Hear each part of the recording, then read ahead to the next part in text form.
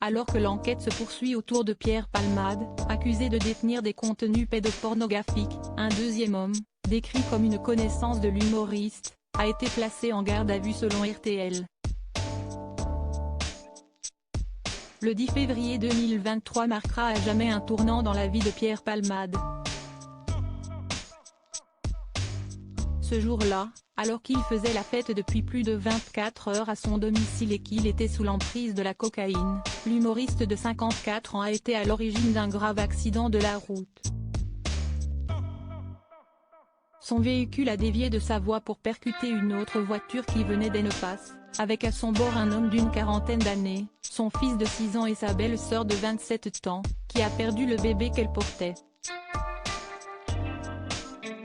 Une enquête a donc été ouverte pour blessure et homicide involontaire et la cour d'appel examine actuellement la requête du parquet de Melun concernant son placement en détention provisoire.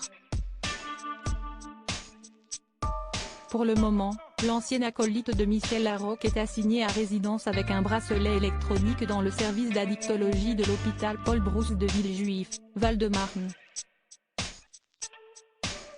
Mais cette mise en examen a entraîné l'ouverture d'un second dossier, cette fois-ci pour détention d'images pédopornographiques. En marge de l'enquête, 2 hommes se sont en effet présentés à la police. Le premier affirme que Pierre Palmade se serait vanté auprès de lui de pouvoir disposer sexuellement de 2 enfants, âgés de 9 ans et 7 ans, alors que le deuxième dit être en possession d'une vidéo où l'humoriste visionne du contenu illicite. L'homme en question aurait récupéré cette vidéo après avoir acheté un téléphone portable ayant appartenu à un proche de la star. 2 hommes proches de Pierre Palmade en garde à vue pour l'heure. La police est toujours en train de vérifier la véracité des dires de ces 2 témoins, alors que les ordinateurs portables et autres appareils électroniques appartenant à Pierre Palmade sont en cours d'analyse. Un homme, proche de l'humoriste, a toutefois été placé en garde à vue ce jeudi.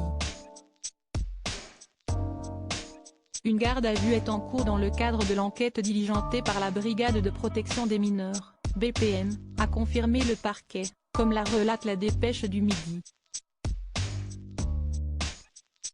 Selon RTL, un deuxième homme aurait été placé en garde à vue dans la foulée.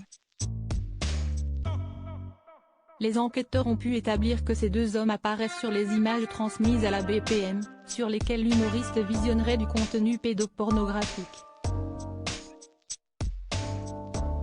Tous 2 sont décrits comme des connaissances du comédien, qui pourraient donc apporter beaucoup d'informations aux policiers. Affaire à suivre.